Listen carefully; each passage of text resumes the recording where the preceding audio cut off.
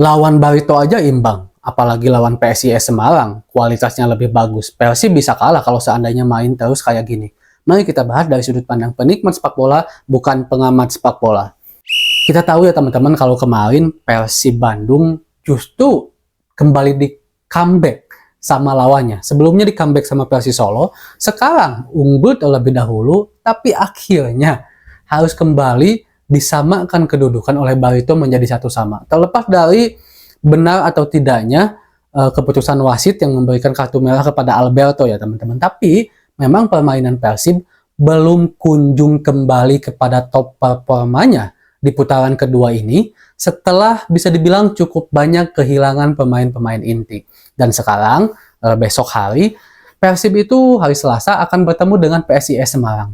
Nah, PSIS ini kita tahu kan sekarang posisinya ada di 4 besar sama dengan Persib dan bisa dibilang juga kualitasnya lebih bagus dibandingkan Barito. Ini jelas sebuah ancaman bagi Persib. Kalau seandainya Persib tetap bermain seperti 5 pertandingan terakhirnya yang tidak kunjung mendapatkan 3 poin pertamanya di putaran kedua, bukan hal yang tidak mungkin untuk Persib Bandung kalah oleh PSIS sekarang. Karena kita tahu PSIS sekarang bisa dibilang cukup bagus dengan pemain-pemain cepat seperti Galih Freitas juga gitu kan. Tapi teman-teman, Persib belum juga kunjung kepada top performanya. Seperti kehilangan irama bermain. Kita harus akui itu. Setelah kehilangan Putu Gede, setelah kehilangan Pets Butuan, setelah kehilangan Levi Madinda, Persib kehilangan arah. Mereka seperti bingung harus menjalankan filosofi permainan sepak bola yang seperti apa. Persib sempat goyah di era Coach Luis Milla akhir, sempat bangkit juga di era Coach Bojan Hodak putaran pertama di awal-awal, tetapi dengan pemain yang tadi saya sebutkan sudah hilang beberapa. Walaupun Levi Madinda itu permainannya sangat simpel. Saya sangat acungkan jempol dan sangat sedikit kagum kepada Levi Madinda karena dia itu pemain yang full skill, jago untuk bisa melewati lawan, tapi permainannya simpel. Intinya tahu porsi lah. Kapan dia harus lepas bola, kapan dia harus 2 sentuhan, kapan dia harus gocek dulu, kapan juga dia harus hanya 1 sentuhan. Tidak jarang kesimpelan Levi Madinda itu justru mengantarkan Persib pada sebuah kemenangan dengan peluang-peluang yang bagus dan tercipta sebuah gol. Nah, Persib kehilangan itu di permainannya sekarang. Stefano secara skill individu kita akui udah mulai membaik, udah mulai bagus. Saat melawan Barito pun beberapa kali dia lewati lawan. Tapi kalau dibilang tentang bagaimana apa yang telah dia berikan kepada tim, sepertinya belum sehebat dan sebagus Levi Madinda. Nah, melawan PSIS ini bisa menjadikan Persib terjun payung, longsor dari 4 besar kalau seandainya Persib Bandung kalah dari PSIS. Karena kan kita tahu kemarin sebenarnya PSIS di posisi kedua bisa diambil alih oleh Bali, tapi Bali bermain imbang juga kan. Nggak tahu kenapa ini tim-tim 4 besar khususnya peringkat 2, 3, dan 4 lagi agak kesulitan menang, kecuali Borneo ya. Nah, Persib akan menjamu PSIS Semarang, dan bagi saya, jika dilihat dari 5 pertandingan terakhir Persib dan 5 pertandingan terakhir PSIS, sepertinya bagi saya head to head ini akan lebih unggul PSIS.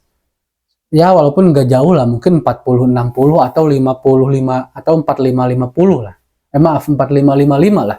Karena kita harus akui Persib Bandung permainannya seperti buntu.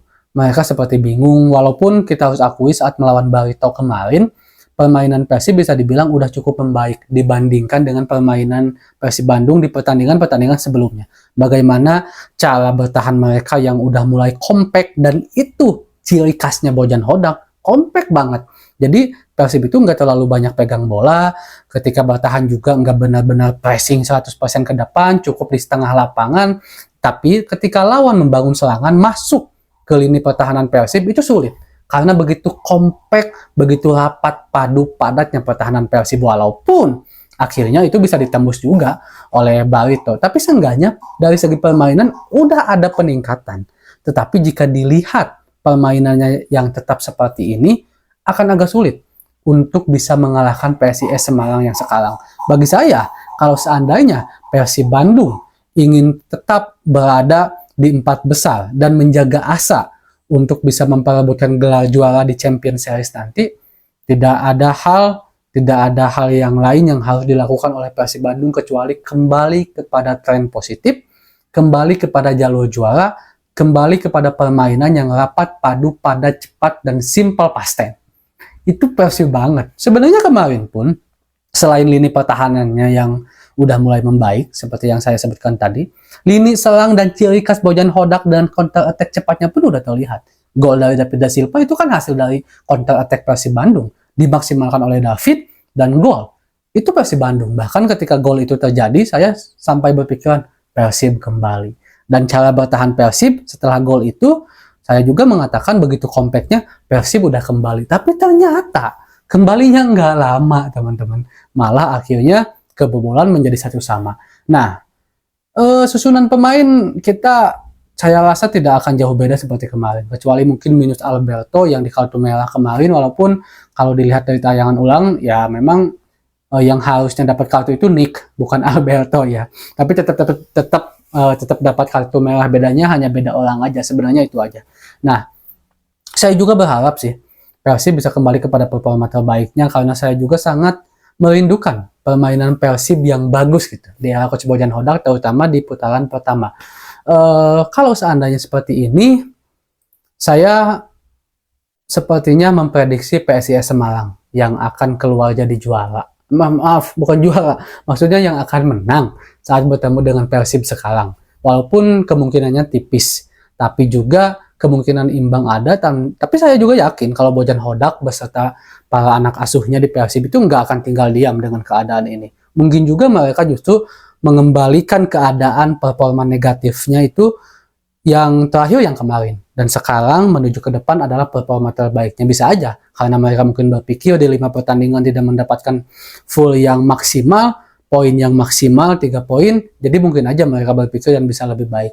Dan alangkah lebih baiknya mungkin kita lihat aja bagaimana permainan Persib Bandung bersama PSIS Semarang besok, dan tentunya kita akan review juga bagaimana permainan Persib besok setelah pertandingan. Assalamualaikum.